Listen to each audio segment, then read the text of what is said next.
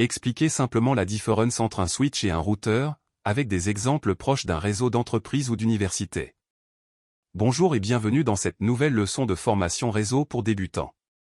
Dans la vidéo précédente, nous avons posé une base importante, un appareil a besoin d'une adresse IP pour communiquer.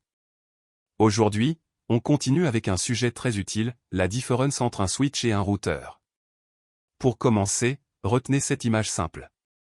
Le switch ressemble au couloir qui relie les salles du même étage. Le routeur ressemble à la sortie vers un autre bâtiment. En réseau informatique, on retrouve la même logique. Un ordinateur ne communique pas au hasard. Il utilise des informations précises pour savoir s'il doit parler directement à une machine locale, passer par le routeur, ou demander l'aide d'un service réseau. Prenons un cas concret. Dans un bureau, les PC, imprimantes et serveurs locaux passent souvent par le switch. Pour aller vers Internet, ils passent par le routeur. Voici les idées importantes à retenir. Le switch relie les appareils d'un même réseau local. Le routeur relie plusieurs réseaux. La passerelle par défaut pointe souvent vers le routeur. Un problème de switch est local, un problème de routeur peut bloquer Internet. Dans une petite entreprise, ces notions permettent de comprendre beaucoup de situations courantes.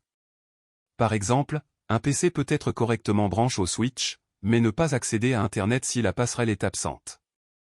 Un autre PC peut avoir une adresse IP correcte, mais ne pas ouvrir un site web si le DNS ne répond pas. Et parfois, le problème vient simplement d'une mauvaise configuration locale. Le bon réflexe, ce n'est pas de tout modifier au hasard. Le bon réflexe, c'est d'observer, puis de tester dans l'ordre. Sur Windows, on commence souvent par ouvrir l'invite de commande. Appuyez sur la touche Windows, tapez CMD, puis validez. Vous pouvez ensuite utiliser ces commandes. ipconfig. Ping passerelle. tracergoogle.com. La commande ipconfig sert à observer la configuration de votre PC. Elle montre l'adresse IP, le masque, et souvent la passerelle par défaut. La commande ping sert à vérifier si une destination répond. Si vous testez la passerelle et qu'elle répond, votre PC arrive au moins à parler au routeur local. Si vous testez une adresse Internet et qu'elle répond, la sortie vers Internet fonctionne probablement. La commande tracer montre le chemin suivi vers une destination. Elle est pratique quand une communication bloque après le réseau local. Dans un contexte d'université, imaginez une salle avec 20 postes. Si un seul poste ne fonctionne pas, on regarde d'abord ce poste, câble, Wi-Fi, adresse IP, passerelle. Si toute la salle est en panne, on regarde plutôt le switch ou le lien vers le routeur. Si tout le campus a un problème, on remonte encore plus haut. Cette façon de raisonner est essentielle pour un technicien réseau. On cherche à localiser la panne au lieu de deviner. Exercice simple pour cette leçon, dessinez le chemin entre un PC, une imprimante locale, le switch, le routeur et Internet. Prenez le temps de noter les résultats. Une bonne habitude consiste à écrire ce que vous testez, le résultat obtenu, puis la conclusion possible. Par exemple, ping passerelle répond, donc le PC communique avec le routeur.